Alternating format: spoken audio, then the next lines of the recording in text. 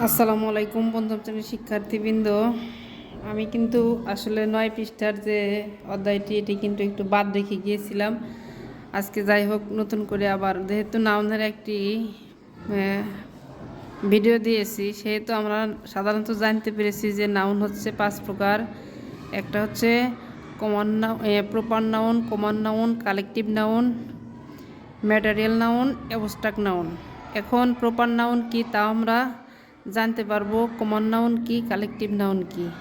এখন কমন নাউনের ক্ষেত্রে হচ্ছে আমাদের সাধারণত যেসব ওই সাধারণ যে নামগুলো সেটাই হচ্ছে এই কমন নাউন। যেমন এখন কমন নাউনের মধ্যে হতে পারে জায়গার নাম, স্থানের নাম, কোনো বস্তুর নাম, এগুলো হতে পারে।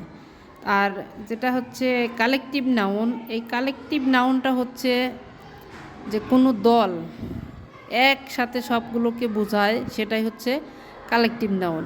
তার পরিপ্রেক্ষিতে আমাদের পেজ নাম্বার 9-এ যে আলোচনা করা হয়েছে common noun and collective noun, আমাদের বলছে যে school, garden, flower, plant, the next, দেস আর কমন নাউন। এগুলো হচ্ছে সাধারণত মানে common noun. Common noun refer general name of object, place and group or item. এখন এখানে সাধারণত বলা হয়েছে যে কি একটা বস্তুর নাম, জায়গার নাম বা একটা দলের নাম, এগুলো হচ্ছে কমন নাউন। বস্তু হতে পারে যে বললাম যে, যেমন এখানে বলছে যে I bought a pen yesterday, I am going to school, only 10 students submitted homework today, the car is out of. এটির পরিপ্রেক্ষিতে কিন্তু আমাদের যে পেনটা হচ্ছে কমন নাউন। স্কুল একটা জায়গা, সেটা হচ্ছে কমন নাউন। তারপরে স্টুডেন্টস, এই স্টুডেন্ট হচ্ছে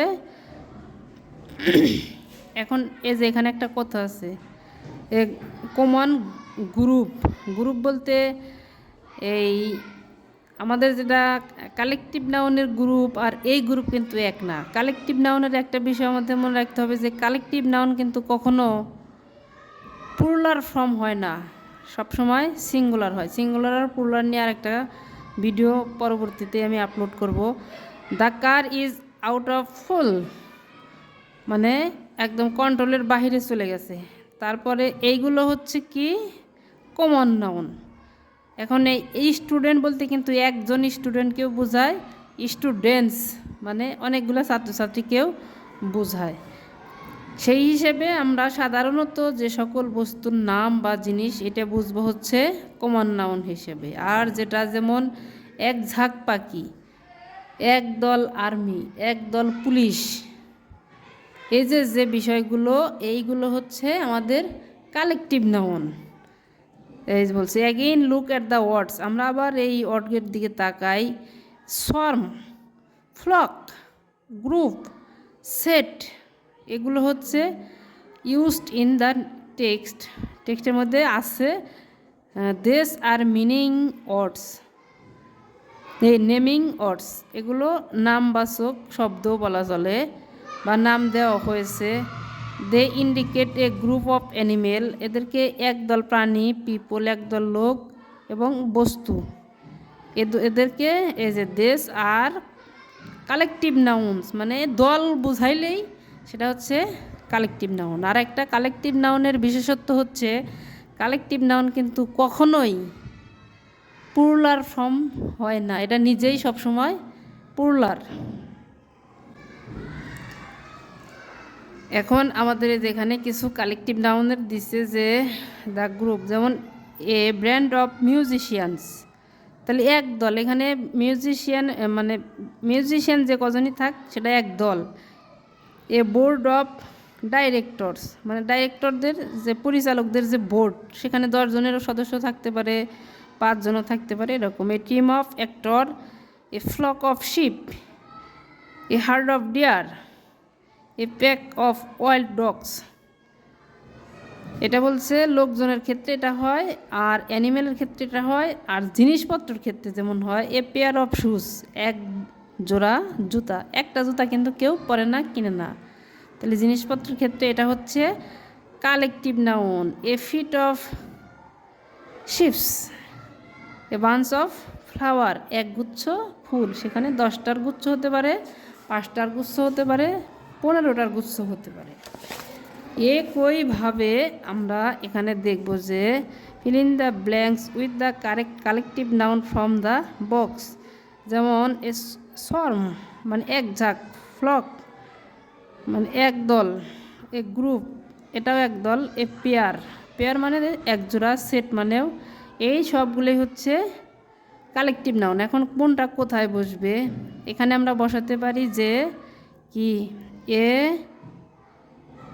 group of people are working in the field, একদল লোক, এখানে তাহলে আমরা কি বসাতে পারি, গ্রুপ। তারপরে we saw A dash of butterfly flying in the flowers, এখানে কিন্তু এই যে শর্ম, এটা হচ্ছে বি নাম্বার। তাহলে there was a dash a bird on the trees, a flock মানে এক ঝাঁক, এক ঝাঁক bird on the trees. We used a dash of gardening tools, এটা কিন্তু সেট হয়, কারণ এটা হচ্ছে set, a set of gardening tools. এই যে পেয়ার অফ শুজ, এটা তো সাধারণ বোঝাই দিতেছে যে একটা মানে একই জুতা। যাই হোক, এখন আমরা এই যে 4.2-তে যে read the sentence below, find all the common noun and collective noun, এটার মধ্যে আমাদের কমন নাউনও আছে, কালেকটিভ নাউনও আছে। Write them in the correct column below, কারণ সঠিকভাবে আমাদেরকে কলামের মধ্যে লিখতে বলছে। একটা দিয়ে দিছে কীরকম, a group of student visit the museum, এখন স্টুডেন্টস আর মিউজিয়াম হচ্ছে কমন নাউন, আর এই যে গ্রুপ মানে গ্রুপ হচ্ছে কালেকটিভ নাউন। তাহলে বি নাম্বারে আমরা কি লিখতে পারি, মাই ডগ, এই ডগ হচ্ছে আমাদের কি, ডগ হচ্ছে আমাদের কমন নাউন। তারপরে flock of hens in the yard, তাহলে ফ্লক কি, ফ্লক হচ্ছে কালেকটিভ নাউন, ফ্লক।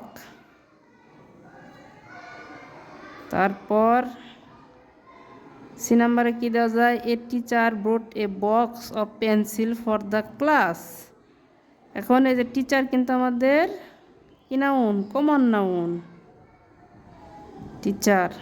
আর কি এই যে এখানে কিন্তু বক্স হবে না, বক্স তো হওয়ার কথা না, ক্লাস হবে, এখানে কি হবে, ক্লাস হবে। ডি নাম্বারে কি হবে, এ brand of musician played wonderful song, wonderful song, তাহলে কিন্তু আমাদের এই যে সং হচ্ছে কি, কমন নাউন।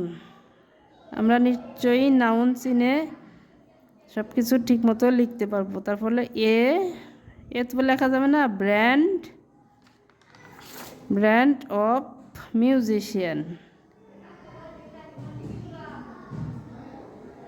তারপর ই নাম্বারে কি, উই স এ সর্ম অফ বিজ নিয়ার দ্য ট্রি, এখন এই যে বিগ ট্রি, ট্রি হচ্ছে কমন নাউন, ট্রি কি কমন নাউন।